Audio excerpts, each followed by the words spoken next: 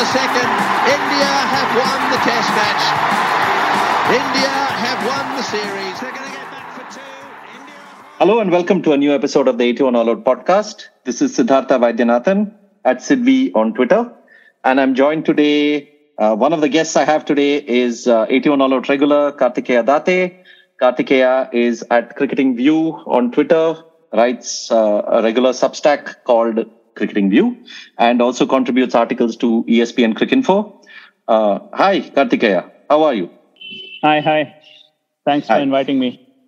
Yes, and we are also thrilled to have another guest today, return guest on the 81 All Out podcast, a former India cricketer, former India Test cricketer, I must emphasize, Tamil Nadu legend with over 10,000 first-class runs to his name, and who is now, really created a niche for himself as an accomplished broadcaster and analyst, Abhinav Mukund. Thanks so much for joining us, Abhinav. It's a real pleasure to have you back. Thank you, guys. Thank you. I thought by this time you would have changed your podcast name to some other All Out, but you're still sticking to 81 All Out. So that's good. So clearly we've had some high scores. When India got 36 All Out in Adelaide, people were asking us if we're going to change the name of the podcast, but we stuck to it. And then, of course, India won the series. And then now people look at 36 All Out like as a moment of inspiration, or as Ravi Shastri said, a badge of honor. So, I think we'll stick to the heartbreak of 81 All Out in the 90s. So anyway, so I must, for our listeners, I can't just leave it at that. I must embarrass Abhinav a bit more. I mean, Abhinav has been on this podcast before. He has spoken about his career and the challenges he had to overcome with regard to, the mental challenges, depression. He has written about it, as well as just the very challenge of playing cricket at the highest level. It takes so much out of you. I'll link the episodes in the show notes, and I would urge everyone to please listen to it when you have the time to understand, his honest and forthright views, and to give yourself a brief glimpse of how challenging it can be to play international cricket. So thanks again, Abhinav, one of my favorite commentators these days, and thank you for joining. So yeah, I hope I've embarrassed you enough. Thank you so much for having me. The pleasure is mine, and it's always good to talk cricket, especially with you and Kartikeya, who I think over the course of this episode, I'd like to unravel a lot of what his tweets are and what his articles are. And so honestly, I'm more into it here because I know he's on, so I want to understand where he's coming from. Yeah. They are not the only one. A lot of us are also trying to unravel Kartikeya layer by layer. But of course, let's see what happens with that. Now, introducing the episode. Yeah, the reason I have Abhinav here and Kartikeya here is, at 81 All Out, our aim is to bring out different perspectives about the game. I mean, we are not here to tell you how to view the game or how to watch the game. We understand the game is really rich, and that there are different people come to it from a different lenses. So you have the romantic side, the analytical side, the fun side, the political side. There are various ways in which you can watch the game, and we try and bring in as many varied guests as possible to bring out these aspects. Now, today, for having Abhinav here and Kartikeya here is to explore a topic, that we have discussed before. So in September last year, the regular crew on 81 All Out, we did a podcast on words that we regularly hear in the cricketing discourse, like pressure, choking, clutch, big moments, etc. And we discussed, how the game of cricket is often seen as a story, and how people like to think of games as having a beginning, middle, and end, and how, often there is this urge to follow a narrative arc while talking about a match, and how that can actually, in some senses, misrepresent what happens in the middle, and how you can make grand assumptions about why players succeed and why players fail, and so on. Of course, we all didn't agree on things in that podcast. We had quite a few disagreements, and we got some interesting comments from our listeners also. Again, I'll link that too. But the one sort of big missing element in that podcast was the player view, right? There was no player. So all of us are just amateur cricketers who got only as far as probably like gully cricket or college cricket. But I thought that to bring a player, especially a player who has played Test cricket, who has faced these things, would be interesting to chat about these aspects with them. Now, of course, we have Abhinav. And the reason to get the players is also because ultimately a lot of this vocabulary is shaped by what the players say, how they approach these conversations, what they say in public, what they sometimes say in like interviews, and so on. So this whole idea, of course, for this podcast, for this episode came from Kartikeya's recent piece that he has written on ESPN Cricinfo. It's titled, Do India Choke in High-Profile ODIs? Here is what the numbers say. And he has, of course, I'll link that piece too. And he has, divided games into different categories, and he has said there are some games that you can classify as must-win games, some games that you can classify as games that teams can lose and still progress in the tournament or still stay alive in the series, and so on.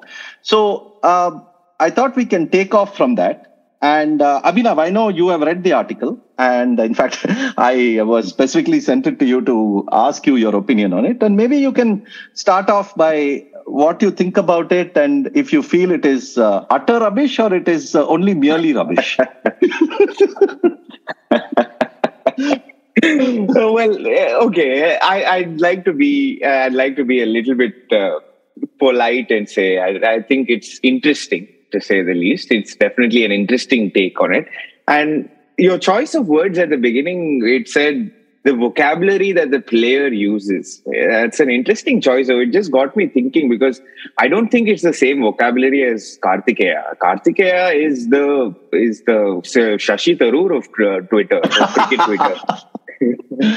He is, because the kind of tweets I really need to go back and he's trying to interrupt me. You can respond to that, Kartikeya. No, I'm not. I'm just saying I'm not going to survive this. Kartikeya, with a Test cricketer, neither of us has a chance anyway. So yeah, go for it, Abhinav. No, I'm really not here as I'm here as a Test cricketer, yes, but sometimes I have to look back twice or thrice at his tweets, and I knew I was coming on the show today with him, so I really had to pull out a couple of tweets to just.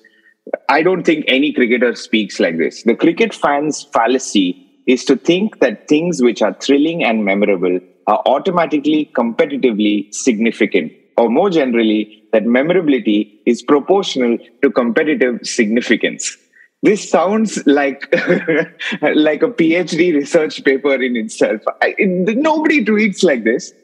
I know it's simple English, but it's. I hope I'm not digressing too much, but I really sometimes just look back at his tweets and think, wow, if he speaks like this on a day-to-day basis, he is the Shashi Tharoor of cricket Twitter.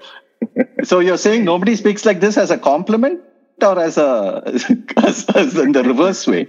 You're saying it in a good way or a bad way? It's a great take, because some of the theories that he comes up with, and I've DM'd him a couple of times on his theory. I think about few months ago, one of his theories where bowlers are not needed in T20 games, and bowlers don't make an impact as much as batters. And one of his articles was on that, and I picked his brain on it. It seemed very, very interesting with his misbahs and jogis and all of that. So he's got a very smart take on the game. And I think, coming back to today's topic, I think we are going to have an interesting debate, because I'll just leave it at that, because there are a few instances which I can bring about from a player point of view. Okay, so Abhinav, let me actually get the thing rolling by saying that, okay, the main thing about a lot of the discussions we have is that we are on the outside, right? Like, we are just watching the game. Often we are watching, like almost 99% of the time we're watching off TV. And a lot of the things that we are seeing are in a very sort of narrow zone. We don't get a view of the whole field. We just see like the bowler bowling the ball, batter. And then we have our own assumptions for why things happened, and then we make up our theories. Players, I know, like having spoken to quite a few players, I know that the fundamental thing that players often talk about is the skill, right? Like when they are analyzing a situation, or when they are preparing for a situation, or when they are looking back at a dismissal, they are purely, there are a lot of things they're talking about is from the point of view of the technique, the skill, what they could have done better, what they did well.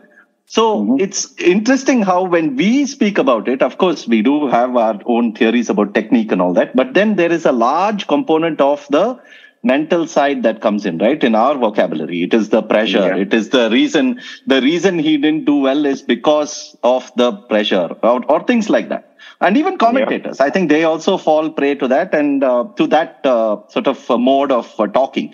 So yeah, I want to get an idea of that. And you as a player, when you're speaking, your vocabulary, how was it, and how has it changed over time? Now, of course, you're also a commentator, so when you're viewing it, you're seeing it as a player too. I want you to talk a bit about that. So as a player, I've felt pressure multiple times. When I'm playing, there's constant pressure, be it from external sources, be it from yourself. Pressure does exist. It's real. It's absolutely terrifying sometimes, almost to be under some sort of pressure when you are in the middle of things. And when you look back at those moments, it's sometimes enjoyable even. But in the middle of it, it feels like you're right in the middle of a volcano or something like that. It really is hard to deal with pressure. And that is why even now as a commentator, I sometimes look at players and just look at them without any numbers or just stats or anything outside of it. When you look at a certain player, you know he is under pressure.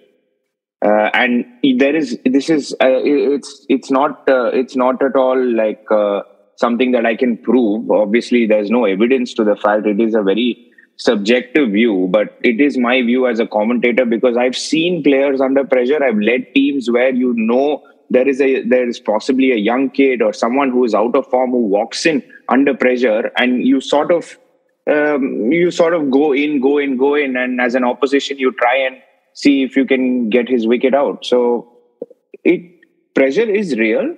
Pressure does exist, and I feel there have been a lot of games where pressure has changed the course of the contest. So I read the article that he's talking about, and I read the article that Karthikeya has mentioned, and I think the points where he's made in terms of the live rubbers and dead rubbers are great. And then I don't know, purely as a broadcaster, and I don't mean to jump on the bandwagon here, and poor fellow, he's been under a lot of scrutiny recently, KL Rahul. How do you explain KL Rahul versus Australia 5 days before the World Cup game in a practice match with no crowds, and he's batting beautifully? He's got like 60 odd, 70 odd, and he's batting like beautifully, and suddenly come the World Cup versus Pakistan, he gets out in the first over. So what do you explain? Is it the quality of bowling that is better? Because he was facing up to Mitch Starc and Josh Hazlewood, if I'm not wrong. So I would think there is an element of pressure involved in skill, and sometimes you're not able to maximize or perform to your to the best you can because of pressure and certain things that hold you back. I pretty much agree with everything Abhinav says. I mean, of course, pressure exists. It's international cricket. Firstly, especially selection matches where you're playing for India or Tamil Nadu or Bombay or whatever. This is a deeply unfair process. I mean, there's always going to be more players who should play than there are spots. So there's always going to be players who should play who miss out. It's deeply unfair. There is pressure, but I'll respond by pointing out, starting where you started, Sid, which is that instead of saying like what is the vocabulary of the game, I would prefer to wonder as to what is the model of the game. What do you think is occurring in a game? Which is that I think that it's fairly clear that cricket is made up of individual deliveries, and every time a bowler bowls a ball and the batter plays it, right? And there's skill on both sides, and the bowler has a certain amount of control as to how much the bowler is going to turn the ball or how fast the bowler is going to bowl the ball, and whether the bowler is able to land the ball exactly where he wants to land the ball every time. So that's skill, and that's really, really hard to do. And at the top level, there's a big difference between being a test bowler who's going to bowl a 6-over spell in which he's going to miss his length 3 times versus being a test bowler who's bowling a 6-over spell who's going to miss his length 10 times, right? So roughly twice an over or roughly once every 2 overs. There's a big difference between those 2 types of bowlers. So that's the bowler skill. Then the batter skill is in judging the length and meeting the ball when the ball should be met. When the batter is still, well-balanced, etc., etc. Now, the point is that in each ball, neither the bowler nor the batter determines the outcome. Like, if the outcome of the delivery is not under the control of either bat or ball. Okay, it is a probability. And the way the probability moves is to say that, well, if it's a bad ball, then the probability that the outcome will be favorable to the bowler is very, very low. And if it's a good ball, then the probability that the outcome which is favorable to the bowler will be high, right? Now, the bowler cannot really, since neither party controls this, there is a certain variability in outcomes. I mean, I'll give an example, right? In the 2019 World Cup semi-final against, New Zealand, India versus New Zealand, right? Yes. So in the first 10 overs when India bowled, I think they beat the bat 21 times in the first 60 balls. This is from Cricinfo's control figures. And Cricinfo has this very elegant measure where they measure whether the batter is in control of the delivery. This goes back to that encounter which I just described, where neither batter nor bowler determines the outcome. So when you say the batter is in control, it means that what the batter intended to happen happened. Whereas if the batter is not in control, then what the batter intended to happen didn't happen. Something else happened. And whether that something else was a dismissal or not is not in the batter's control. It's an accident as far as the batter is concerned. It's good fortune for the batter if it didn't happen, if it didn't result in a dismissal, right? So India beat the bat 21 times in the first 10 overs when they bowled, and they got 1 wicket. Okay. New Zealand, when they bowled in the first 10 overs, they beat the bat 16 times and they got 4 wickets. Okay. Now, that's not because, and both teams were under pressure. Let's accept that. It's a World Cup semi-final. New Zealand's players are under tremendous pressure. India's players are also under tremendous pressure. But the point is that those outcomes were not in their hands. Those outcomes were a matter of good fortune. And in the long run, the quality of a player is determined by what distribution of outcomes the player produces, right? So, I mean, the reason Steve Smith averages 60 is that compared to a player who averages 45 or 40, he finds himself in bad positions less often. He meets the ball better than the player who averages 40. So, outcomes in individual matches are noisy. And in the long run, and for example, if you compare the Ganguly era India side and the Kohli era India side, then the Ganguly era India side basically lost as many games as it won, right? That was a measure of where that you can think of that as a measure of where the balance between bowler and batter fell in the Ganguly era, whereas the Kohli era side wins 2 matches for every matches it loses, right? So you can measure that. And that's a measure of not just the best players in the Kohli era side versus the best players in the Ganguly era side. It's actually the measure of the weakest players in the Kohli era side as opposed to the weakest players in the Ganguly era side, right? So, of course, there's pressure. But is there evidence that pressure influences outcomes systematically? That's the question. Because, you see, every time we attribute something to pressure, it's like if you lose by 3 runs, you succumb to the pressure. Whereas if you win on the last ball, then you didn't succumb to the pressure, right? So in one case, the conclusion is that you're mentally weak, defective, you failed because there was this, you lost it in the mind.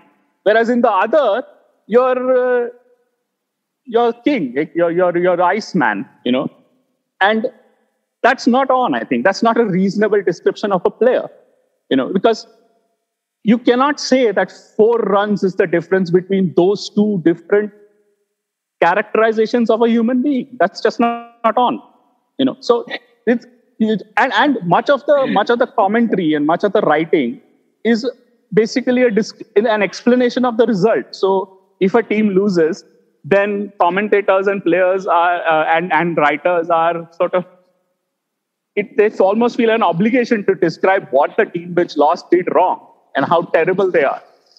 Whereas when a team wins, there is writing to the result is a typical thing. I mean, the other classic example of this is you compare Kohli's series in England in 2014 and 2018, right? And in the 2014 series, Kohli, I think, played 50 balls against Anderson. He made 11 runs and was out 4 times. Or I think he made 16 runs and was out 4 times. One of those. And in the 2018 series, I think he played nearly 300 balls and he was never dismissed by Anderson, right? Now, but he was still beaten. He was beaten about 70 times by Anderson in the 2018 series. And he was dropped also sometimes. And he was dropped also. Yeah, I'm coming to that. But the point is that, okay, to some extent, and he's under pressure in both series, etc., etc. Pressure's there, and absolutely what Abhinav says. I can only imagine the pressure on a test player in the middle of a test match, right? But the point is that that's true all the time, as he said. That's true for all the players all the time. That's not true. There are varied levels of pressure per person according to their personalities, and in different situations, there are different forms of pressure. Would you agree to that? Yeah, of course. I mean, when you're ahead, when you're 400 for 3, batting is easier than when you're 100 for 5. And the pressure is different, right? Or if you're not in the runs, if you've not been in the runs, right? If you made like KL Rahul. Yeah, KL Rahul. Then you're under pressure. But the point is that amidst like these low scores in Bangladesh and in these 2 tests against Australia, those are the last 4 tests that KL Rahul played on turners, and he didn't get a score in any of them.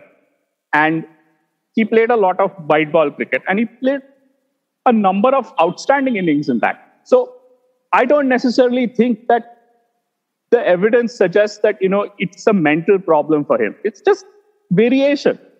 I mean, you give him these Australians, 2 test matches ago, they couldn't bat to save their lives. They were struggling against the spinners, and now they get a good wicket and they're playing better.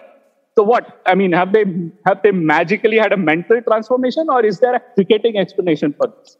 And of course there is. And I still think if David Warner had played this test, he would have failed, because he has an issue versus Ashwin. He struggles versus certain types of bowlers, Warner and Broad. I'm sure your numbers will suggest the same. And if he had faced up even on this pitch, he would have gotten out to Ashwin. Like the probability of it is much higher. The same vocabulary that you use. Agreed, but that's a cricketing matter. No, that's a matter of technique and method. Just as it was with Kohli, I think. Because I've seen a lot of reporting, and Abhinav can probably speak to this much better, which says that the way to play the seaming ball is to defend the stumps, to play down the line and be prepared to concede the outside edge if the ball really seems perfectly, and to defend the stumps rather than go chasing the ball, as it moves. And that I'm sure he made that modification. And players make these modifications all the time, match to match, series to series. They see that there's some bowler and they try to find some method to counter them. That happens all the time, and sometimes it works and sometimes it doesn't. But the point is that Kohli still had a lot more luck in 2018 than he did in 2014. So so it's not. It's what is. I don't like this business where I think that the pressure is used often to sort of then not have to describe the cricket, because it's one thing for Abhinav Mukund to say, or for Sunil Gavaskar to say, or somebody like that to say that, I can see that David Warner is under pressure because he doesn't know how to play against this particular type of bowling, like Ashwin, and Ashwin has his number, so to speak.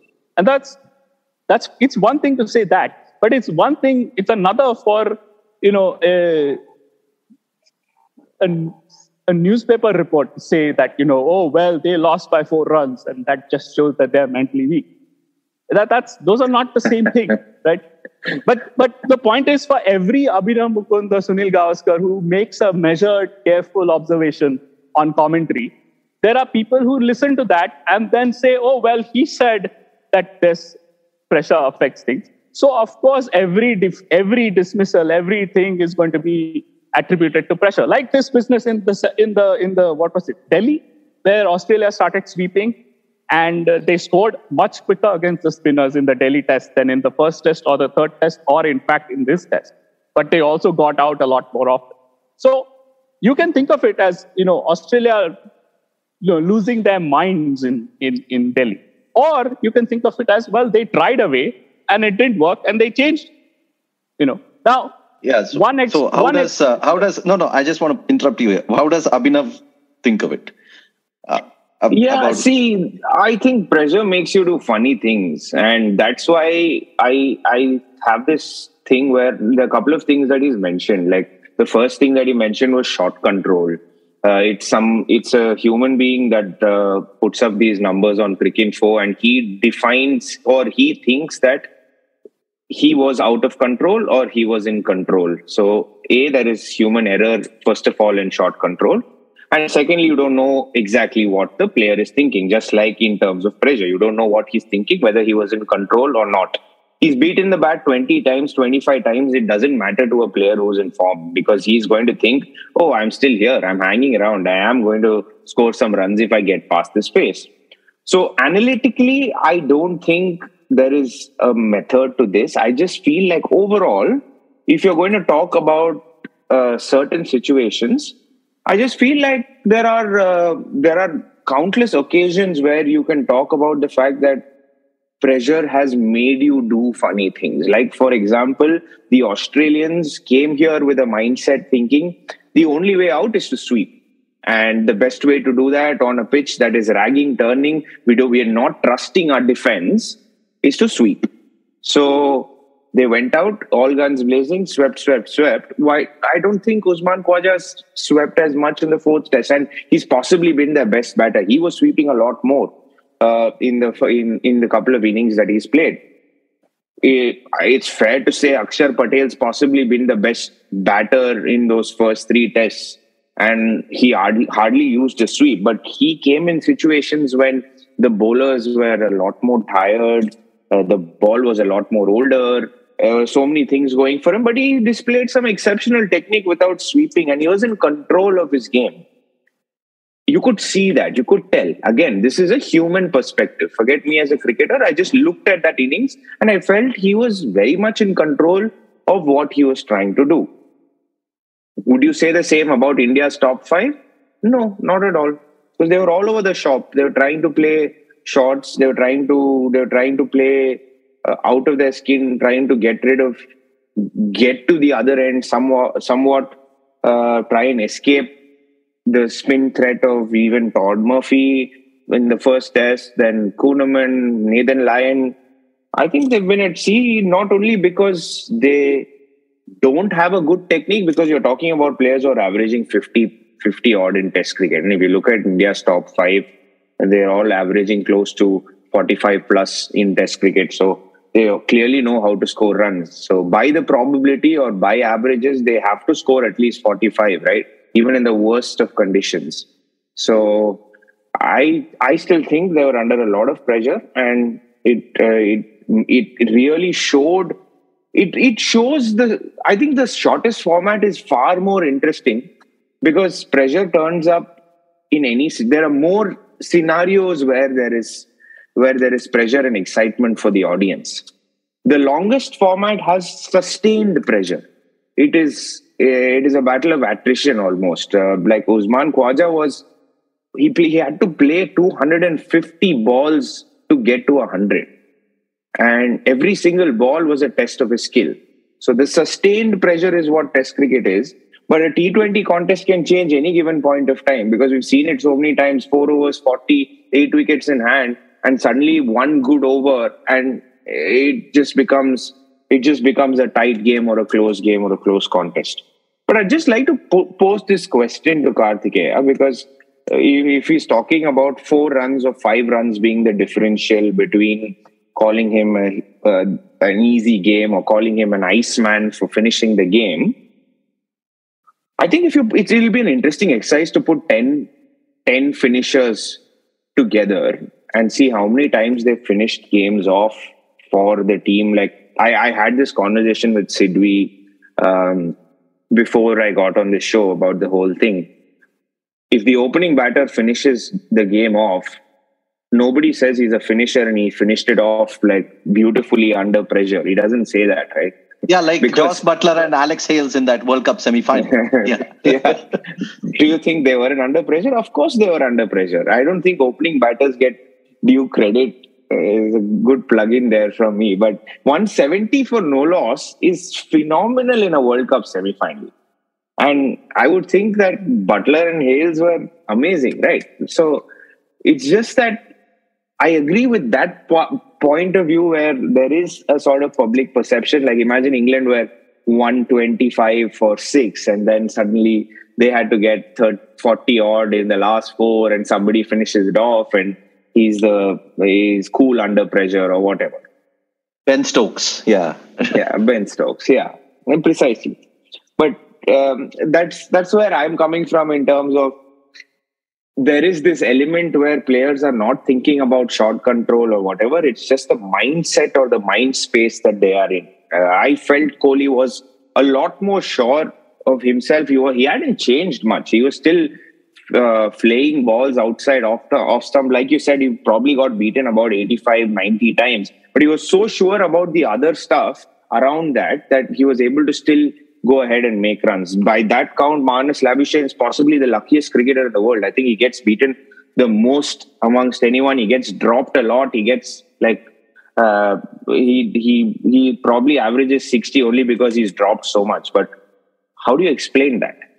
Do you think he's just lucky because he gets dropped a lot, or do you think he has great skill and he's able to maximize the fact that these drop chances come and he's able to score these double hundreds and hundreds and whatever?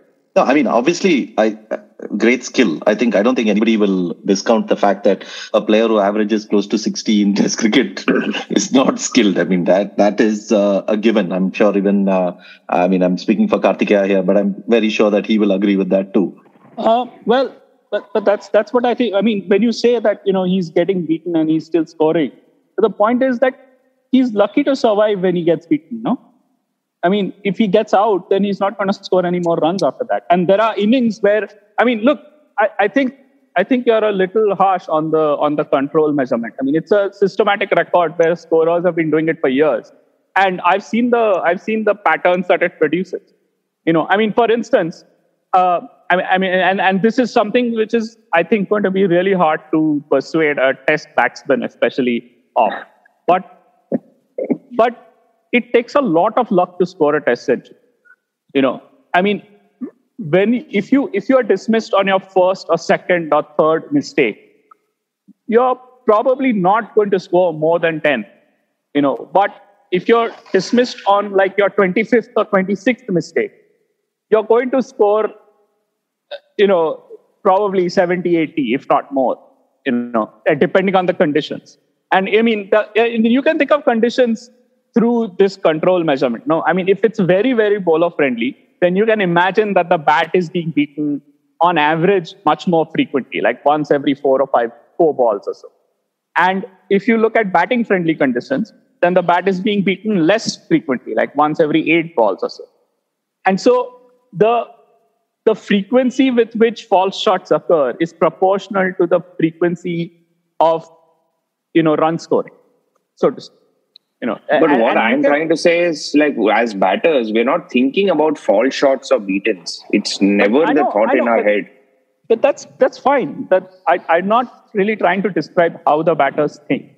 I'm trying to describe what the record shows and what the result of a batter's encounter with a bowler systematically shows over the last 12 or 13 years that the records have been kept. Actually, now more.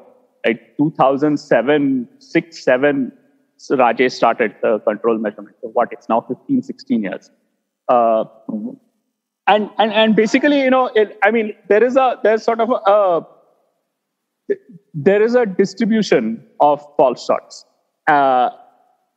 in innings, and when Kohli scores 100, for example, he survives about 24 false shots on average, Whereas when Joe Root scores 100 in England, he survives about 31 false shots because, the ball seams there and, he tends to get... But the point is, every so many innings, a player is going to survive those many false shots and they're going to score some runs.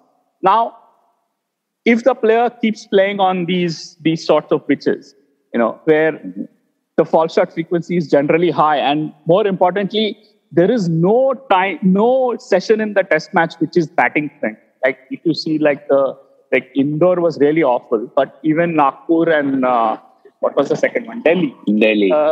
It was turning from the first day. It was not like first day was nice for batting and then it got worse. It did get worse, but it started already from being a turner. So you're already in that phase, and a lot of times, like if you look at the Australian tests in Pakistan, those wickets were so flat that the bowlers, both bowlers, Australian bowlers and Nathan Lyon and the Pakistani spinners, they were able to beat the bat once every 8 or 9 balls. Whereas in India, they are able to beat the bat once every 4 balls or 5 balls. So those are definitely... So what I'm trying to say is that there is a systematic way to measure these things. And it has been available for about 14, 15 years. And I don't at all. I'm sure players are under pressure and they know when they are playing well and they know when they are not playing well. I know, for example, like Ajit Agarkar has described this, that, he said that, he could tell when he was bowling when the ball was coming out right? When when that was happening, he didn't have to worry about, hitting his length. And he didn't have to worry about the fact that the ball he would get his natural outswing. But that didn't happen all the time. But when it happened, he knew it. He knew it in his bones that it was happening. So of course there's that. And there are days when you see batsmen who say, "Oh, I'm the zone," or whatever. You read. Over the years, we've all read endless interviews and stuff in which players. And you disagree with that? You disagree with the fact that they could be in the zone? No. They could. That's all true. But that's just... That doesn't change the fact that they are lucky to miss those balls. No, it's not. Otherwise, it's mystique. Otherwise, it's mystique. Otherwise, it's magic. And it's not. It's not. So that means, for every fall shot, you're expecting a batter to get out. No. I'm not. So then what's the other angle to it? For instance, if a player is not what we see as a player not playing well, and it could very well be that the player is not playing well, like Kohli, for example, right? For instance, there's this one idea that batters often talk about, that when a batter gets slightly older and the batter what they say, the phrase they use is very interesting. They say the eye goes, whatever that means.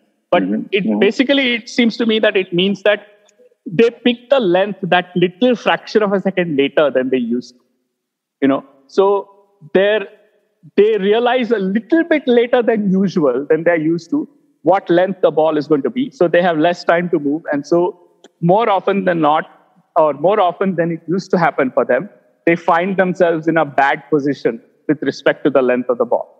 And so they play false shots more often, right? But that, again, is not a mental shortcoming. That's a physical, embodied, skill-based description. That's fine. That's actually a description of cricket, right? Now, you see, Kohli, when he was in absolute real form, like in 2018-19, he was like playing false shots at about the same rate as he has been since 2020. Okay, you can see this in the figures. But he was getting out to them about half as often. So you divide his dismissal since 2020 by 2, and you see how many more runs he'll score. He'll score a lot more runs. Now, why is that happening? Is that a mental defect? I don't think.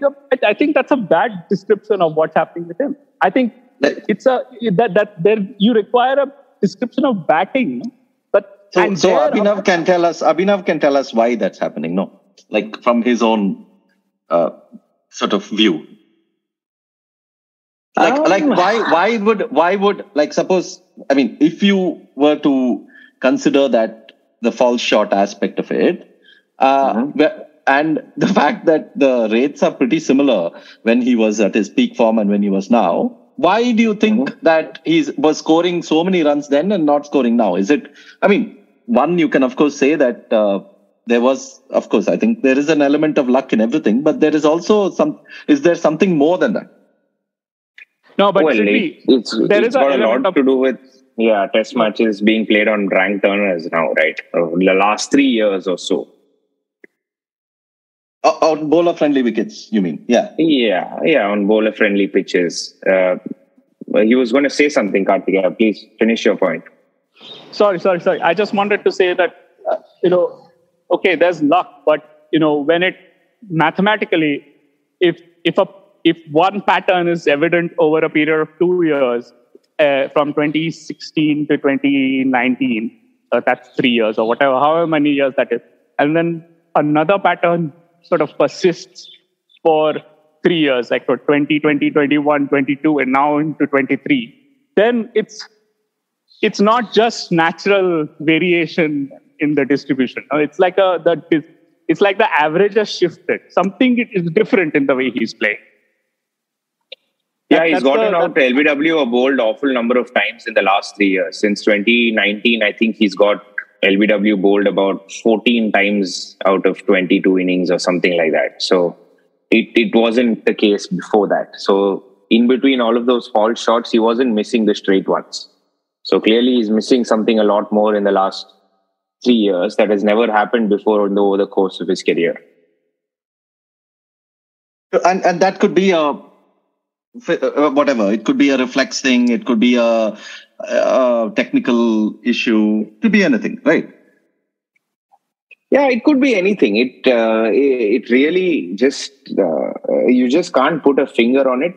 Technically, I haven't seen anything very, very starkly different as to how he's played. Obviously, the turning tracks put in a thought inside you where it's the easiest thing to say and the hardest thing to do is play for the straight ball. It's so easy. It's a cliche that you hear in cricket all the time, but when you're batting out in the middle, it's very hard to actually pick a straight ball in a turning track. It's very, very hard to do because you don't know which one is going to... The same ball from the same spot will go straight and turn. So it is a test of your skill for sure. But I think we're digressing a little bit away from where we originally started, and I'd like to go back to that because I think luck plays a factor, is what he said, and I think but when you're thinking from a player point of view, I don't think you're thinking that way. I think there are ways in which you are trying to execute your skill to the best of your ability, and sometimes pressure or some external factors come in the way of managing those skills. So we've spoken only pressure in terms of a batter, and I understand that. I can't even think from it from a bowler point of view, but because it's a reactive sport, and if your reactions aren't right, and reactions could be due to a varied number of things. It could be mental, it could be physical, it could be technical, it could be anything. So you can't put a finger on it by saying that this is why I reacted badly to it.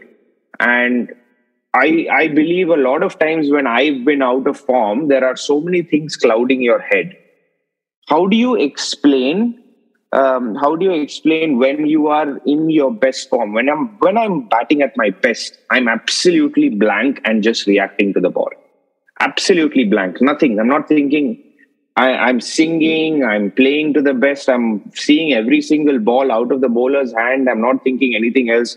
Just going about like in the zone, in the flow, whatever you call it. It's that feeling of absolute superiority. But when you're not batting at your best, you are thinking of all of these things. When am I going to get out? What's happening? Why is this bowler bowling the ball in? Is he going to take one away from me? The guy outside is going to get my spot in the next game. There's so many things that you are thinking when you are making those decisions. So to think and react is not a great idea if you're going to react in under 2 seconds to anything that's coming at you. So how do you explain what the player is thinking in under 2 seconds? I don't. I mean, I assume that the player is thinking it. I mean, I assume that every player goes through it, at some point or the other. I mean, I'm sure Ajinkya Rahane went through it, like when his pace is under threat. I'm sure Cheteshwar Pujara, even with whatever 6,000 test runs or whatever he had made at the time, went through it. But that's part of the game, no? I mean, that all players are going through that. But that's not really what they mean when they say that pressure is. So how do you define that? But my objection is not to the proposition that players are under pressure. Of course, players are under pressure. Your objection is towards the my objection terminology behind it? No, my objection is that on the whole, if you take, say, the best 6 players in India or whatever teams, and let's face it, much of the anxiety about, or much of this, commentary and description of cricket, where the result is explained after the match. That's what happens when cricket is written about and cricket is discussed after a match. Right? You explain the result, and the guy who won did everything right, and the guy who lost did everything bad. This applies to batting, bowling, fielding, captaincy, everything. In matches where both teams drop catches, after the result, the team which loses, it's pointed out that they drop catches. But so there is this tendency, and this tendency happens in every match, nearly everywhere where cricket is written about and spoken about. This is so. So let's say how would you describe a cricket game? What is the narrative that you would bring about? I don't think it's a story. It's a game. That's a basic distinction, no? I mean, a game is not a story. It doesn't have a script. It's a one-day match, for instance, has 600 equally competitive, significant events. Each event is a ball, and the result. Wait, 1 minute, Karthik. I have to stop you there because I know that thousands of people have an issue with this point of yours, partly because they misunderstand it, or partly because they don't agree with it. I would like. No, but it's not a point of mine. It's it's an objective fact. It's a law. I know you're saying, but I want to know. It's very subjective. It is very subjective. It's not 600 similar events. It's not. They are different events. No. And every event is a story. No. I didn't say they're similar. I didn't even say they're the same. None of those things. They're obviously not the same. There are different bowlers bowling, different batters bowling. I'm saying that they are equally competitively significant. And let me explain what I'm not necessarily. No. Not necessarily again. No, they have to explain. Just explain what you're saying. Yeah. Okay. Go on. The result is the accumulated outcome of each of these deliveries, right? So, and each of the possibilities on each of these deliveries by law are the same. Now, whether a batsman is, facing an attack of, Steyn and then 3 lesser bowlers and decides to see off Steyn and attack the lesser bowlers, it means that the fact that the batter played out Steyn is equally competitively significant to the fact that the batsman took a chance against Boye or whoever, lesser bowler, right? So the outcome is not unusually shaped by what happened when Steyn was bowling compared to what Boye was bowling. The point is that, and the reason I emphasize this is that all this talk where, we discuss cricket and, we sort of start aiming at the man we start saying, oh, this man, this player, and we say nothing about the play, but about the mental makeup or whatever it is, of the player. All of it comes from the result and anxiety about the result. Why do people say that India have a mental weakness in World Cup finals or whatever it is? It's because India lost a couple of those in the last 7 years. And much of this talk of pressure and that is fans and commentators and stuff, trying to make themselves feel better about, why their team, the team they supported, lost. There's a whole phenomenon taking place there in the discourse, which is based on who's talking about what and to whom. That's fine. That's agreeable. No, I just want to get Abhinav's. I just want to understand if Abhinav got Kartikeya's point about the 600 equally competitively significant events. Yeah. I think Kartikeya is just taking the fun away from people who just want to watch a cricket match and enjoy it. By putting them in boxes, so to say, and just say they are 600 equally competitively significant events. I mean, competitively significant means its outcome counts equally to the result. Whether it's a dot ball or the fact that 13.2 is a dot ball and the fact that 49.4 is a 6, could be exchanged. So what is your take on Dhoni, always coming out in post-match interviews and saying, stick to the process? We're not worried about the outcome or the result. Stick to the process. How do you understand that statement? Oh, I think he's basically describing that thing you said just 5 minutes ago about, you said that it's really, really difficult to play for the straight ball, on a turning track or on a seaming track. And I remember Arvind De Silva, way back when, he was the one guy who never had any problems against Kumble. And he gave so many interviews. And every time he was asked to describe by Gavaskar or whoever in one of those, those masterclass type shows they used to do. And he used to say, I never had any problem against Anil because I always played him as coming into the stumps. So he actually did that. He actually did sort of play Kumble as though he was never going to turn the leg break. Whereas a lot of players actually played for the leg break, very often got a lot of trouble against Kumble. So it's really, really hard to do. And it's really, really easy to describe, right? It's really simple to describe and it's really hard to do. And that is the process. The process is play for the straight ball. I think the people who do the process better aren't necessarily technically more equipped to do so. I would think they are a far more mentally stronger bunch to be able to execute those skills under pressure.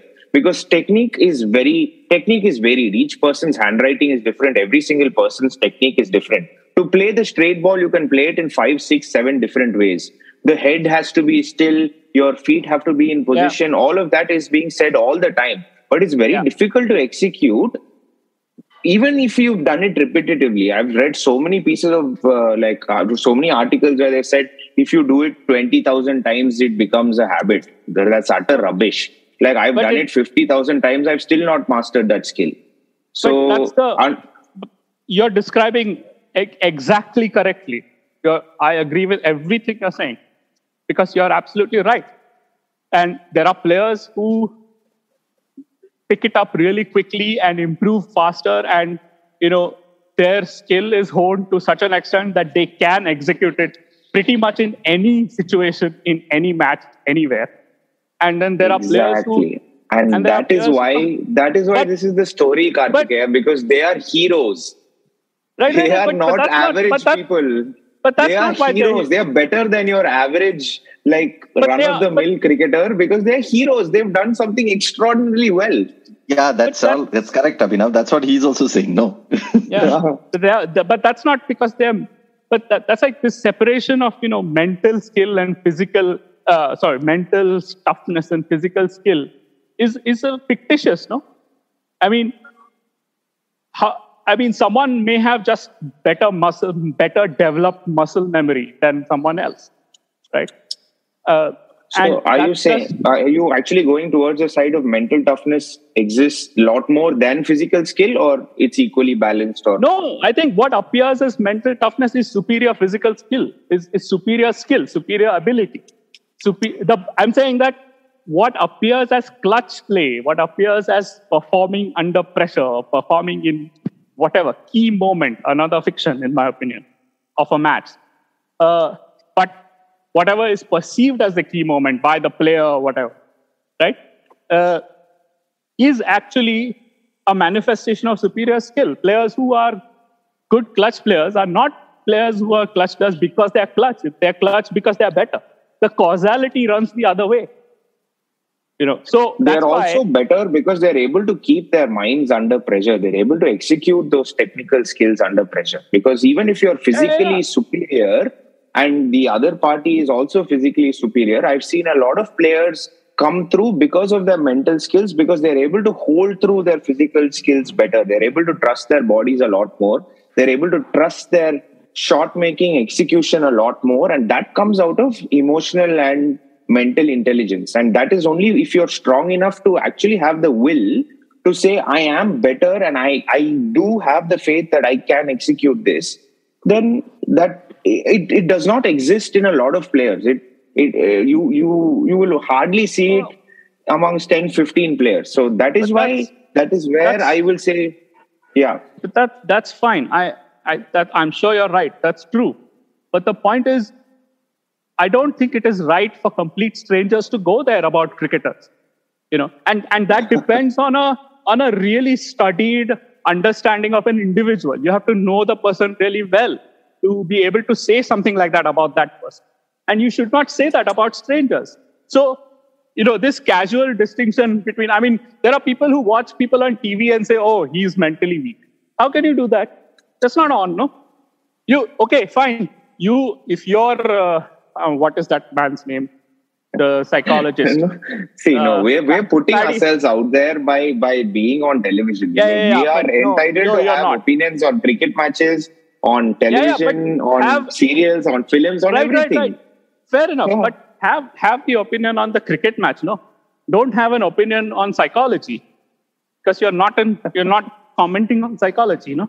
Psychology is this actual clinical science, where people have to study and diagnose and you're saying Paddy Upton, right? Is that the man you were trying to get at? Yeah.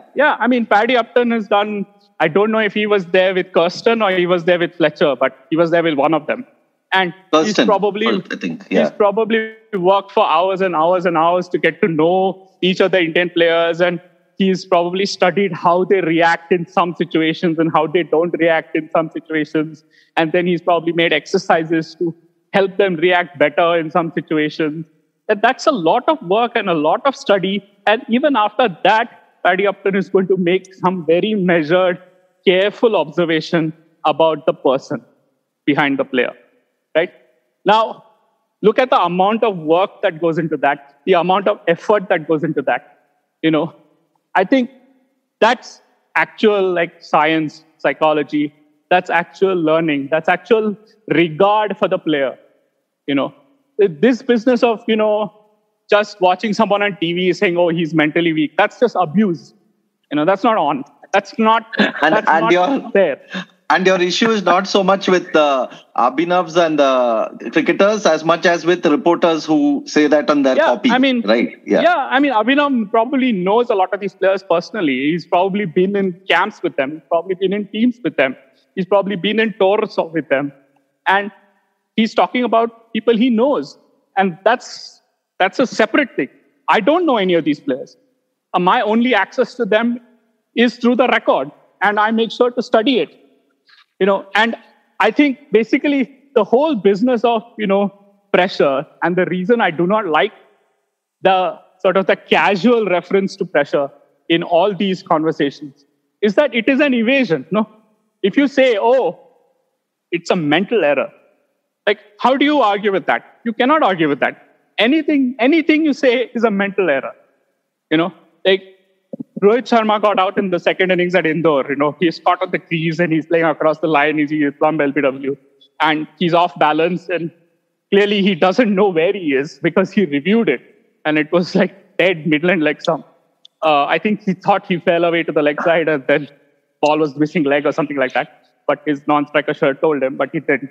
Anyway, but yeah, he lost, etc., etc. Right now, you can describe all that. The batting, the cricket. You can say, Lyon has this terrific control of length where he's able to, get the batsman in a place where the judgment of whether to come forward or whether to go back is really hard. He makes that judgment as hard as possible. And he's made it harder still in the 2023 series compared to the 2017 series because he's bowling quicker in the 2023 series. You can say all that. Those are all observations about cricket. But if you don't say any of that and you say, oh, well, mentally weak, that's just abuse. That's not a description of cricket. That's why I think journalists come on and it's their point of view, it's their opinion, and they feel that the player is not mentally strong enough to, or it's a comparison of what they've seen before about mentally strong players. And I feel they're entitled to their opinion, to be honest, because I don't think they're experts in giving out data on technicality as well. Because if you look at players who played the sport and become journalists, even sometimes they refrain from doing that. I still believe that every journalist or anyone has an opinion to say, oh, he just looks mentally weak, because you've seen that in every other sport. You've seen players like, I watch a lot of basketball, and you've seen so many players miss shots that they probably will do at a lower level. So I think every person in right now, cricket is such a popular sport because everyone has an opinion. Yes, but Abhinav, I think the point is that whether or not something is true is not a matter of popularity. It's a matter of evidence and logic and thinking. But there can't be evidence and logic and thinking to every single thing in sport, right? Right.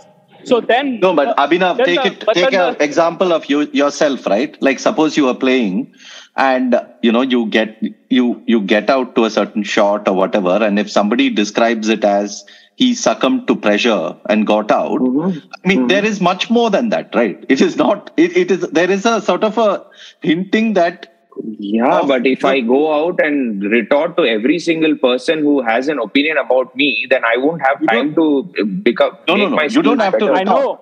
I know. That's why you shouldn't retort, in fact. No, but I'm saying that's the reason I do it. No, that's because you don't do it. Because you can't do it. Because you can't do it. But what if I did really succumb to pressure? You'll never know, right? You never know. Maybe like these articles put me under pressure. No, but exactly. No, Abhinav. Exactly, that's the point. I will never know. So if I don't know, I shouldn't say it. This is about what standards you set for yourself as someone who speaks or writes or says things about other people. That's what it boils down to, no? Yeah. Okay. Now I want to actually go back to one point about what Abhinav said, and I found it very interesting, and I'm very curious about this. You spoke about the fact that when you were batting amazingly well, when you felt amazing about your batting and you were not thinking and you were singing and there was a certain flow, right, that you spoke about. And there were other days you felt that you were actually thinking like, what is next? Or you were thinking about, oh, what if I lose my spot tomorrow or something like that. Del, are there situations when, and I think there are, because that's what we see, that when you're batting extremely well and singing and this and that, you play like a loose shot and get out. Or the reverse, when you're actually thinking about other things, but there is a sort of a situation on a day when you go on and get 100, even with that. Yeah, I think it's different for different people. So for me, I've always worked best when, like, later on in my career, when I figured out that nothing ever mattered. I really had a second coming of sorts when I thought nothing ever matters in terms of the outcome, in terms of what I'm going to achieve the next ball, how many runs I'm going to score, what selections I'm going to get. And that is a legitimate issue I've spoken to thousands of cricketers, and every single one has that. The fear of failure. That is what drives you to succeed. It's important to have that fear of failure, but the fear of failure is because you are put under pressure due to a lot of scenarios, due to maybe it could be a technical issue, it could be a mental issue, and it always felt really good for me to be prepared well on one hand, but sometimes preparation didn't actually manifest in results. And when I was really batting well, I wasn't worried about results. I would just go about doing what I could do in terms of preparation. That's where I think nobody has actual evidence of nobody will ever get the actual thing of saying, oh yeah, this is how or why I know that this guy was under pressure because of XXXXYYY reasons. I don't know why you say that, because I have been listening to you and I think you have described it. I mean, you have described it with evidence. And I have described my experience of pressure. I have not described every single player's perspective and their definition of pressure. It's very different, right? Because but I would go to a game. I would go to a game fully prepared. Like I would have a nice hot shower. I'll have breakfast. I know of guys who walk into the ground with their they probably just brush their teeth and just walk in, and they'll still end up getting 100. And that is their way of preparing, which is exactly the same thing in terms of pressure even. So what is pressure to me is possibly not pressure to them. Yeah, but I'm persuaded by that. I mean, that is empirical evidence. I mean, but that is a much more sort of textured, distinct description of what pressure is to a player and what a player encounters, right? But okay, so let me pick your brains on this, because I don't know any of these players personally in the game that I'm talking about. Maybe I know a couple of them. Okay, so South Africa have this persistent tags of being chokers, right? So the 2015 World Cup semi-final, I thought they were all over the shop. They weren't being themselves. They were really jumping around in the field, dropping catches, bowling not according to plan. And I felt it was a serious case of pressure. I felt that they were really trying. So there's this term that we use in cricket where we're over aroused or under aroused. It sounds very expletive, but it is the over arousal that leads to sort of not peak performance. So when it really felt from the outside after playing the sport, watching that game, that they were absolutely over aroused. And that looked to be pressure for me. There was no other explanation, because I felt their technical skills or their physical skills were great. It just felt that they were not mentally strong enough to, and obviously Grant Elliott played a great innings or whatever, but you might say Grant Elliott was lucky. So it's basically we're saying the same thing, but you're saying, I'm saying he got lucky because the opposition was over aroused and they were not able to perform the skills to the best of their ability. That's fair enough. That I buy that description. That's true. But the point is that happens to South Africa and all teams from time to time. That happens to. But when it happens in a World Cup semi-final, then it is attributed to the pressure of the World Cup semi-final. Whereas it is actually something that happens to South Africa and other teams at various points every year. In various matches, but we are arbitrarily saying that this is this big match and big occasion, and the air is heavier and, the light is brighter. But it is. But people are watching. That's the only difference. Everything else is the same. The players are the same. The laws are the same. Wait. But Abhinav is saying something. Yeah, Abhinav, continue. But it is different because it is a World Cup semi-final. You're feeling more jittery than usual.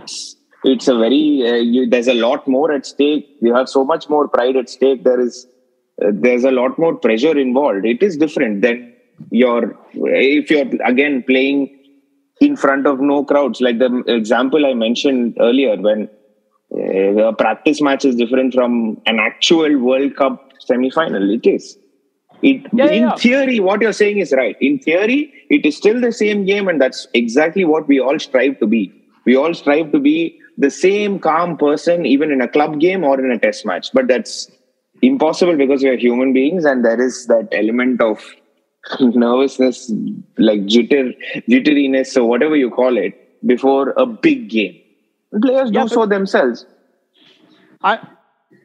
Fair enough. I mean, I'm sure that the players feel that. We have this thing in our community also, and I'm sure a lot of cricketers who probably are tuning into this will agree with me. Oh, this guy is a big match player. Yeah, he's a big match player. Yes, of course. Right. Yeah, and the reverse also is there. This guy doesn't perform in big matches. That is also there. Correct. Yeah. Correct. So again, is that truth to that theory or no? No, but the argument is from a theoretical point of view, the argument that Kartikeya has put forth in that piece that I initially mentioned is that if there was indeed this case of a big match player or a non-big match player, wouldn't it be very obvious in the record? But I'll put it in another way. Right? India basically played 1, 2, 3 big World Cup ODI knockout matches since 2015. Right? The 15 semi-final, then I think Steve Smith made 100, and then I think India lost by about 50 runs. And then the Champions Trophy, the Champions Trophy when they got done by the new ball with what's his name, Shaheen Afridi. Yeah. And then the 2019, which we talked about before. No, 2017 was Mohammad Amir, right? Mohammad Amir, sorry, not Shaheen. Mohammad Amir, yeah. And the 2019. 2021 was Shaheen Afridi. The proposition is this, right?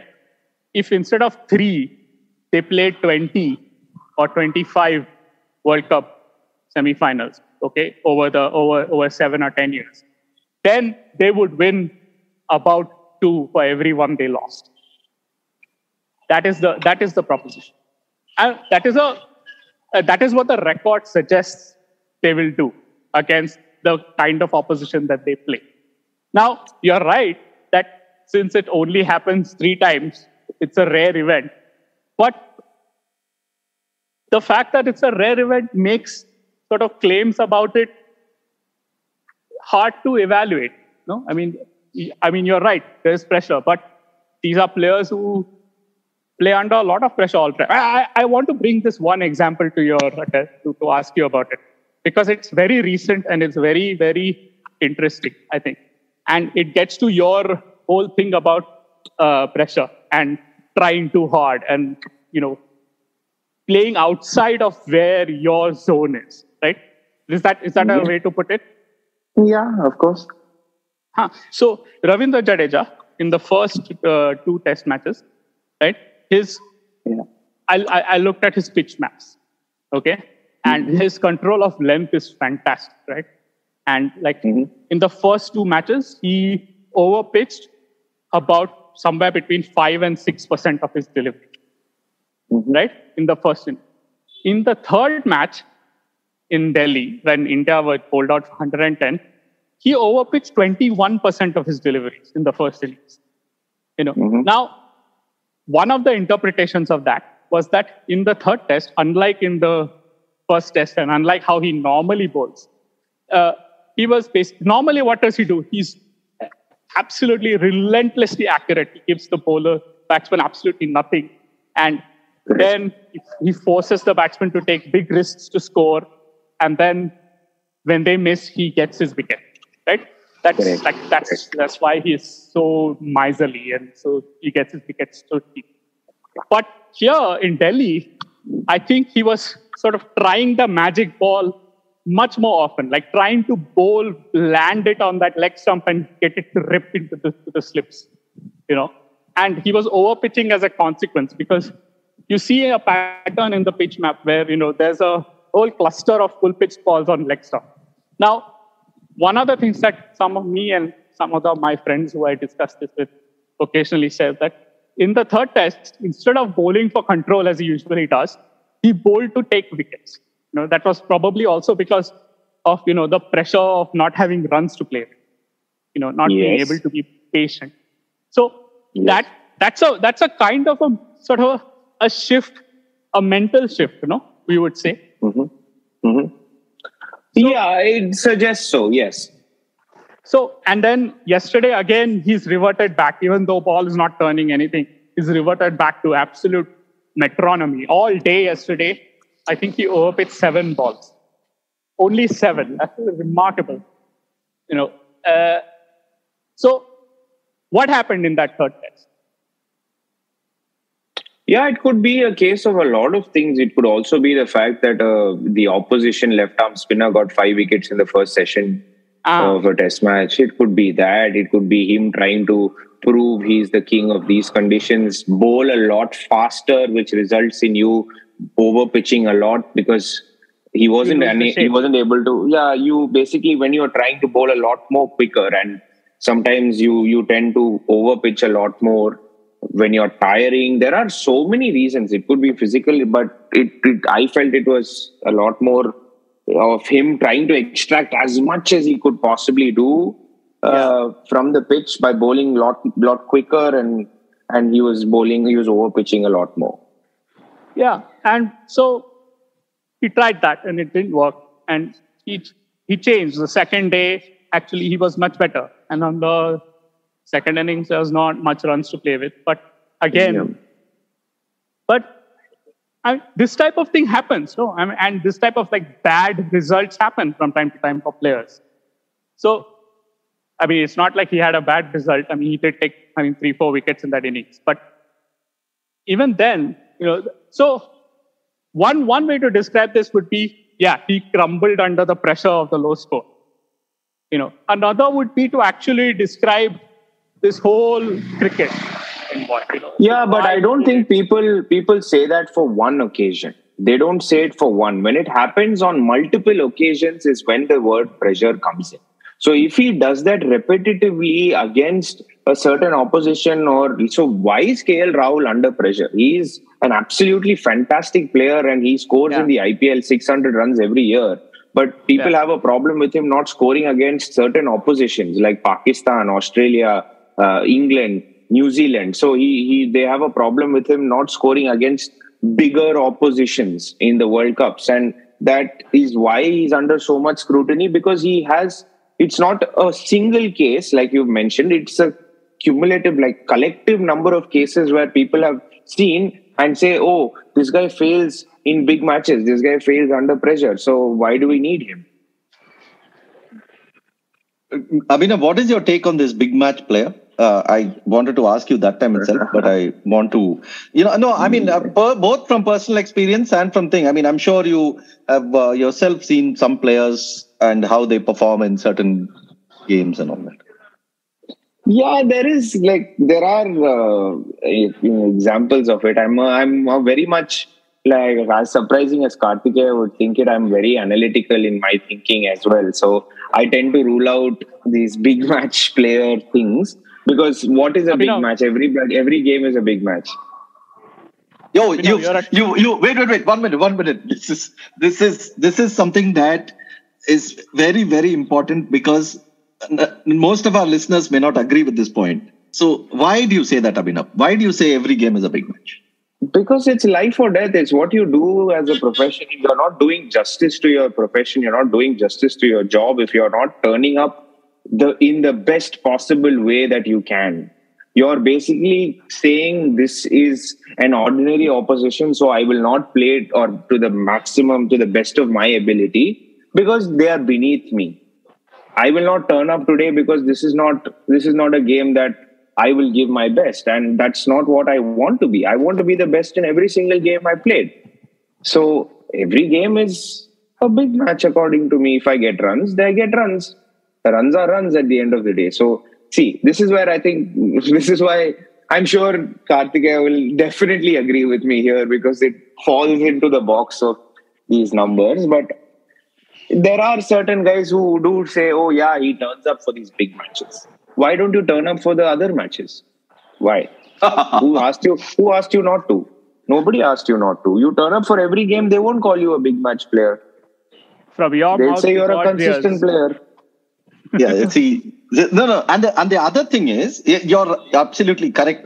Agree that why do you turn up with the point that why do you turn up only for the big matches? That is one thing, but there is also the other point. No, there is the point of like a player like Dhoni, who turns up very often, but it is when he turns up in that certain scenario that is imprinted in the mind so much that he becomes this big match player, no? Or this big moments player, or whatever you call it. There is no doubting that. There is no doubting that. And he is. I will agree with that. And it also adds to the fact that he comes in the climax, which is where I'm slightly different from Kartikeya, that every cricket match is a story. It's a dramatized version. It's an entertainment concept played in front of millions. And because he comes in the climax and he finishes things off, I'm from Chennai. We take our superstars like very, very seriously. So he comes in the end and he finishes it off, takes the stump. It's a great story. And that's exactly how you need to finish it off. Like,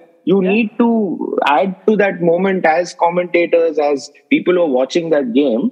But I also have this thing, like, for example, and he does it more often than not. Like, there have been times where he's failed, but it's the same thing as any other great player ever, right? Like Dhoni or Michael Jordan or any of these guys who've been great in the end, like buzzer beaters are so great because it looks so appealing to the viewer and the ball goes to them. They are at the end. So they are the heroes. There are 5 people in a basketball team. But that's true. But Michael Jordan was good in first, second, third, fourth quarter throughout, right? So, but nobody remembers that, right? Like exactly, correct. Nobody remembers that. And about but Dhoni, shouldn't they? I mean, the guy averaged 38 as a wicketkeeper in Test cricket and made like 11,000 one-day runs and averaged 50 in one-day cricket. And he's probably one of the greatest players of all time.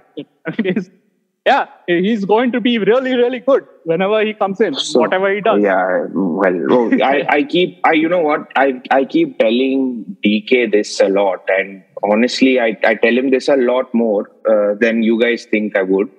He's played 17, 18 years of first-class cricket. He's won multiple titles with IPL teams. He's got over like 6,000, 7,000 first-class runs. But people remember him for 26 of 8. That's what they do. Yeah, the Bangladesh match. Yeah, correct. Okay, then we are weird because we remember him for opening the batting in 2007 in England. Yeah, exactly. You guys, okay, let's take a poll. You guys take a poll. You tell me what people remember him for, and I can guarantee you 80% of the population, not the Twitter population, 80% of the crowd will, like, it's possibly the most watched video of DK on YouTube. I can guarantee you that. Dude, I mean, that is also because we are in the uncle stage of our lives, man. I mean, most of India were like toddlers in 2007. So come on, we can't really compare ourselves to a majority of the population. Of course, I mean, a lot of the majority of people on Twitter are, they have probably not seen Tendulkar bat, man. I mean, because they were so young when he was towards the end of his career. So, but Abhinav, this is the point that very, very many people disagree with, and I'm glad that you said it, because that match, the first round game in a World Cup or the league stage of a tournament, bilaterals, I mean, and they make it appear like they are all like one category. And then you have the World Cup knockout game or the ICC trophy knockout game, and they are like a totally different order altogether. But for an individual player, each one has their own sort of careers and their own life stage to worry about, right? For every single match. Like the first game of a bilateral could be like do or die. Wrong term. But yeah, could be a case of being dropped or being picked for a player. His whole career may be over the next game. So that is how important it could be, right? And that is what this whole knockout business and sort of must-win business is problem. That is where it is problematic. Yeah, I think player to player, it varies. It definitely varies. There's no doubting that. But if you notice, so I realized much later into this podcast that Kartikeya actually doesn't have a problem with the word pressure or the fact that it is because certain people are saying this is their opinion of a person under pressure. So that is where I think, okay, so I still feel that everyone's entitled to their own opinion and they can say whatever they want. But I definitely like to think that pressure is very, very different. But the narrative is so important. The storytelling is so important in today's day and age in terms of a cricket match. The better the storytelling, it makes more viewers watch. It makes it more compelling, and which is why we make up all of these terms and monikers to all of these players, etc.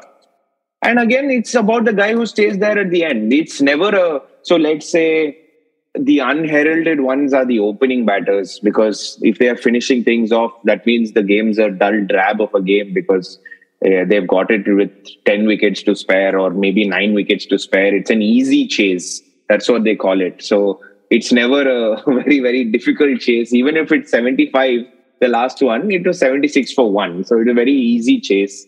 The spinners are never the heralded ones because they never come in the last over to bowl in the death and sort of defend 10 runs or something. So they're never the heroes there. So it's the idea of the final moments in a game or a final moments of a thing that makes you feel like, oh, this guy's won it for us. So that's just the narrative that we want to see. That's it. So what do you think of that idea of the clutch player then? Of, the person who, this whole idea, which may or may not be a misconception, that some players are better at a certain situations. Yes, they are. Definitely they are. I would guarantee you that, like, for example, MS Dhoni was way better in the final overs because he knew exactly how to pace his innings. Like Michael Bevan was so good in that era. All of that is agreed. But I'm just saying that Gautam Gambhir was as clutch as MS Dhoni in the World Cup 2011 World Cup final because he was the one who laid the foundation stone. So thank you. But Kartikeya, do you agree with the other point about Michael Bevan and Dhoni though? Well, they're good. Yeah, but the fact that they are good in the position that's which because they bat. But that's because most number 7 batsmen are not as good at batting as Dhoni or Bevan. No? Dhoni or Bevan are just really, really superb batsmen who bat at 7. Gary Sobers, for instance, batted at 7 in Test cricket, and most of the time 6 or 7. And he used to say he's written in his autobiography that he not only never ran out of partners, but he never felt that he was batting too low in the order. And he was certainly better by miles than pretty much every other team's number 6 or number 7 batsman in his time. So yeah, he was probably better than most batsmen other than Bradman. Yeah. He is. I mean, Dhoni is a better batsman than pretty much every other number 7 batsman in the world in his time. Every other batsman who is as good as Dhoni bats in the top 4 for their teams in his time. So I think he appears as clutch because he is better. It's a measure that Dhoni bats at 7 is a measure of depth and quality, not some mental magic. Sorry. But Abhinav, agree? Or is there some mental magic too? There is, because he walked in at 4 in the World Cup final, ahead of the player of the tournament. So that is where I feel like unless you think you are clutch and you feel you need it to be done a certain way and you're the only person who can do it and have the conviction to do so. That's why he walked ahead of the player of the tournament and possibly Suresh Raina, who was batting beautifully. He'd won a game, right? That semi-final.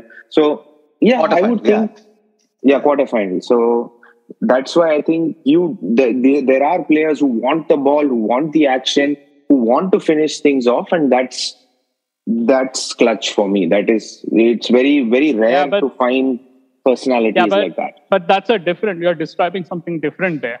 I think what Sidhvi means by clutch is that he delivers when it matters. I'll give you the classic example, which is actually a great example even for me, which is this whole thing about how Rafael Nadal in tennis apparently raises his game during sort of the crucial break points, 4-5, 5-4, 5-6, 6-5, those sort of break points.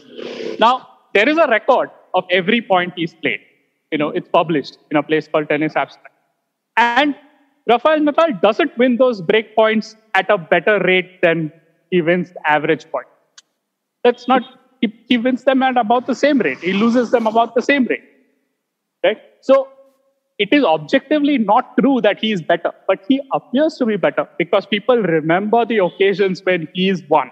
Because, as you said, 80-90% of the viewing public doesn't watch 80-90% of the games. I mean, they'll watch the final or they'll watch the semi-final or whatever comes on the weekend in a Grand Slam. But they don't really notice. I mean, so this is sort of Daniel Kahneman called this the availability fallacy. It's a cognitive bias, and it's well understood.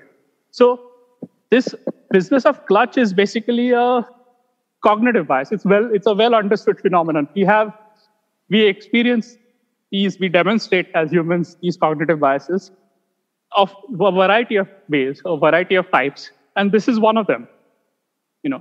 So, I mean, good laugh, Abhinav. I mean, also, this is how Kartikeya punches all our great fantasies that we have about the game. This is what he does in our usual podcast. Also, he does this, but we are used to it. Yeah, killjoy. Yeah, well, I think I came on for a bit of fun, and I don't think we've got closure on it where both of us have sort of bridged the gap and come halfway here, halfway there. So I'm not retracting my statement. Like, he's ended it like Shashi Tharoor. He's gone to Daniel Kahneman. Yeah, I think we should make this a little more mainstream. The Shashi Tharoor of cricket Twitter. Yeah, that is interesting. No, I mean, no. First, I think the point is pretty clear that largely, I think there is an agreement, and I'm really happy that you could come and sort of engage on this topic and how we could all have this fun discussion, because usually on Twitter it is the volume is so high and the tangents are so much, and there's just so many people involved, it becomes very hard. So thanks a lot, Abhinav. We've taken a lot of your time. And any sort of closing comments? I mean, the last thing I wanted to ask you is, of course, we can maybe end on this note. The last thing to ask you is that, purely in terms of talking about like all this mental aspect and choking and pressure and everything, suppose you finish a game, right? Suppose you finished like one game and you've not done well, the moment you go to the next game, I want to sort of, maybe you can give us a brief idea of how much of the previous game or the game before that or all that has and had an effect on you, or was all your attempt to try and begin with a fresh slate and move on, that kind of pressure as well, which is also used by commentators to talk about pressure. If you're facing the same bowler, yeah. Come on, Sid. If you want to ask him about wear it like a badge, then just say that. Wear it like a badge.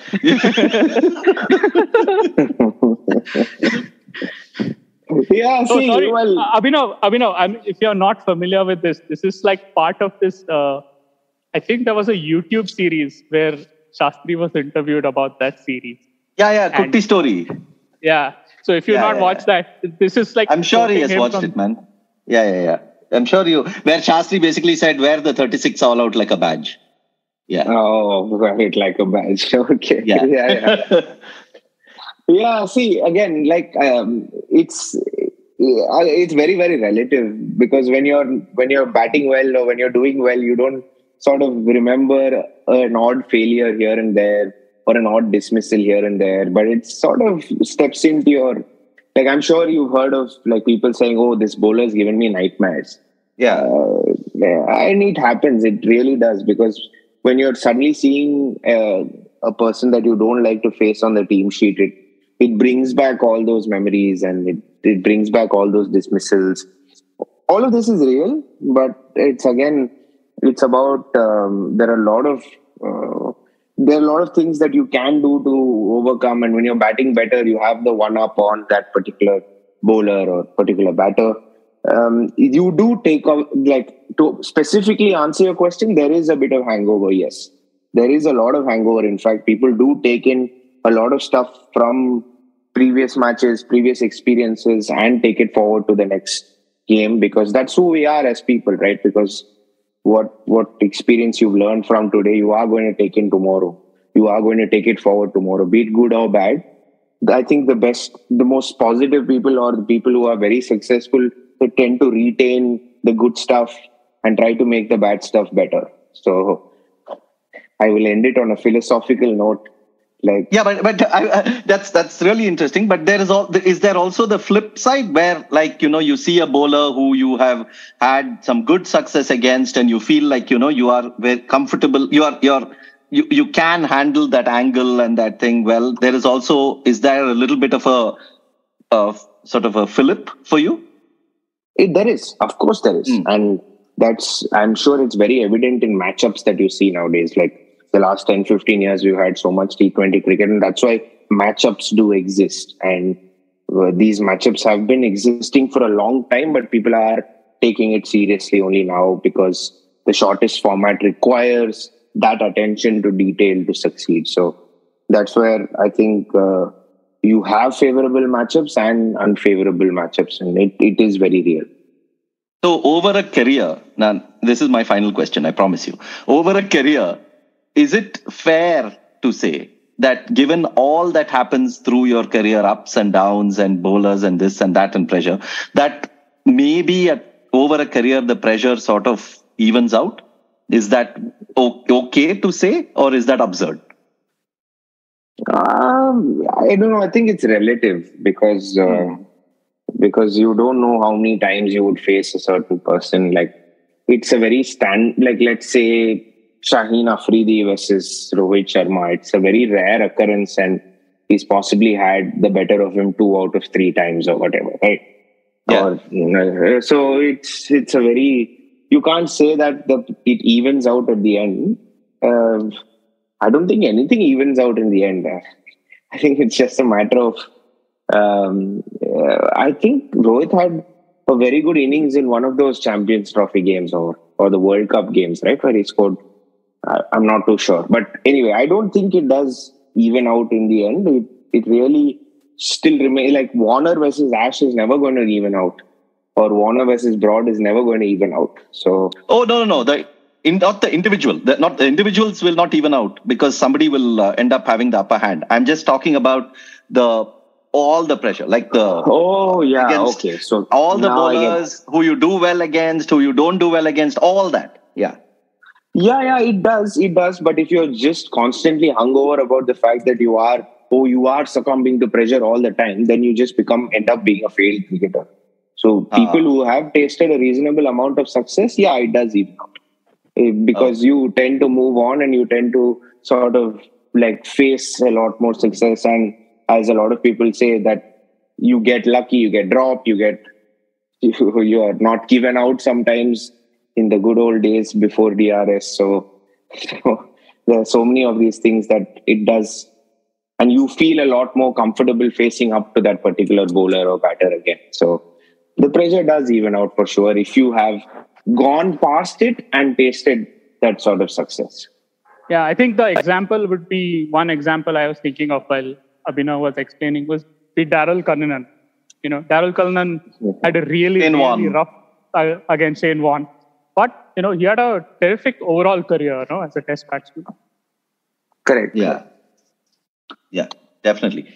Anyway, so yeah, thank you again, Abhinav. This was extremely generous of you to come on and talk and be so much, so pally, and I had a lot of fun listening to you too. You could have argued and putting up with me mainly.